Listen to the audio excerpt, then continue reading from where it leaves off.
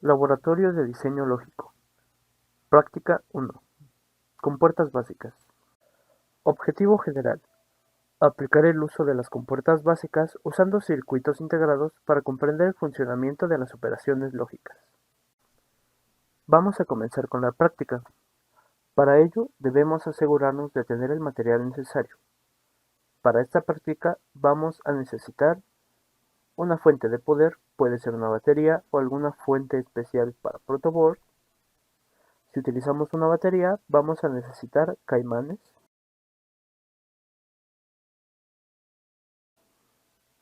También necesitamos una protoboard, dos jumpers macho-macho, alambre,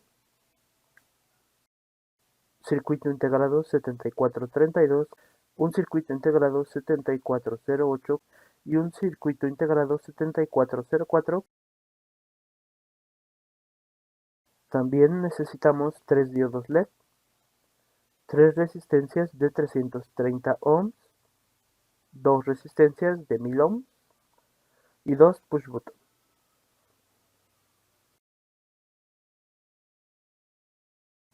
Comenzaremos por colocar las entradas de nuestro circuito.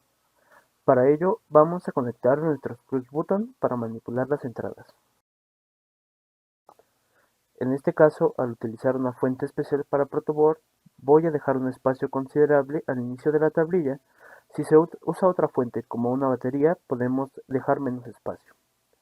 Colocamos en la protoboard las resistencias de 1000 ohms, conectándolas al lado positivo. Podemos utilizar cualquier punto de nuestra tablilla, siempre pensando en la distribución que tendrán todos los componentes. Ahora, ya tenemos esta línea conectada a corriente.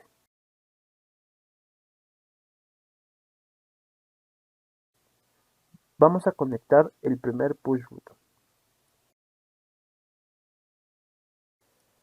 Con la conexión realizada, al momento de presionar el botón, se cierra el puente y le envía energía a esta línea. Entonces conectamos nuestro primer diodo de luz LED. Para ello debemos identificar su polaridad. Es muy sencillo. Dentro del LED ubicamos la patita que es más ancha en el centro y la que es más delgada. La ancha la vamos a conectar a tierra y la delgada a corriente. En este caso conectamos la delgada en la línea que recibe la señal del botón y la ancha en otra línea. Para este tipo de LED necesitamos resistencias de 330 ohms. Podemos hacerlo en este mismo lado de la tablilla, pero para una mejor distribución vamos a colocarlo del otro lado. Para ello debemos colocar un puente que energice ambos lados de esta manera. Una vez colocado el puente, debemos conectar la resistencia de 330 ohms hacia tierra, de manera que con ello tenemos polarizado nuestro LED y nuestra entrada correctamente. Ya podemos utilizarlas para enviar señales a nuestras compuertas.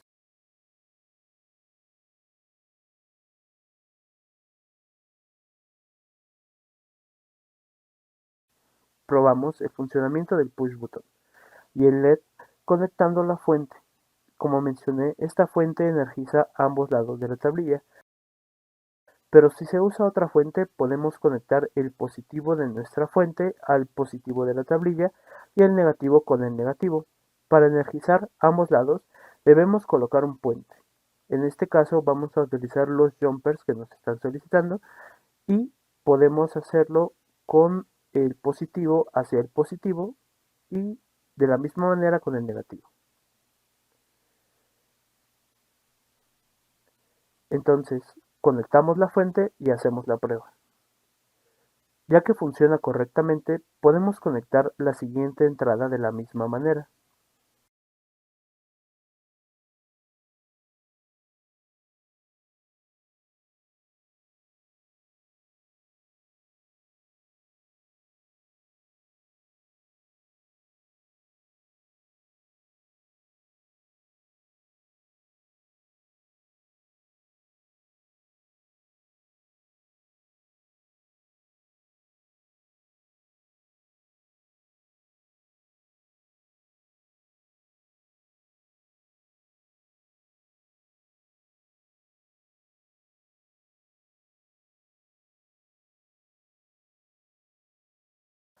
Vamos a colocar el primer integral.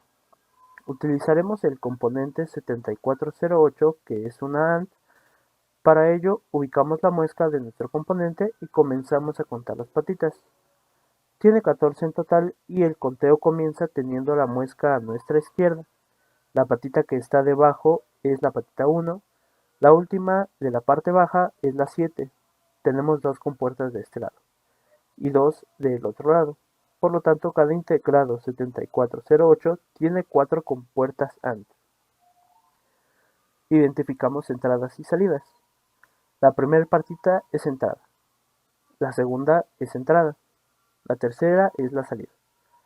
La cuarta es entrada. Quinta entrada. Sexta salida. La patita 7 corresponde a la tierra. La patita 8 es la que está justo arriba de la 7 y es una entrada. Contamos patita 8, entrada. Patita 9, entrada. Patita 10, salida. 11, entrada. 12, entrada. 13, salida. Patita 14, corriente. Con esto tenemos identificadas las entradas y salidas, corriente y tierra del componente. Ya podemos hacer la conexión. Debemos tener mucho cuidado de colocar el componente de forma correcta a tal modo que no se dañen las patitas. De lo contrario, comenzarán a quedar inservibles. Una vez realizada la conexión, podemos comenzar el alambrado para nuestras compuertas. Es recomendable utilizar alambres de diferentes colores para identificar entradas, salidas, corrientes y tierras.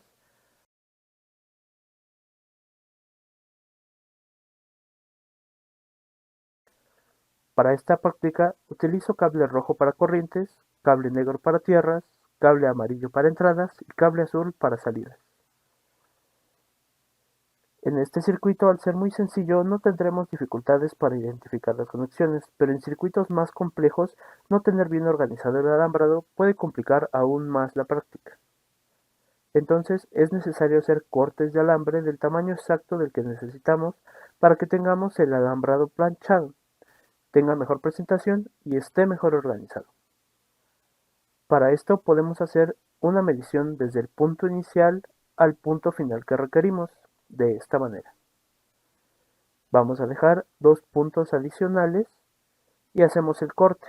Con esto podemos nosotros pelar el alambre en ambos lados de tal manera que nos quede de esta forma.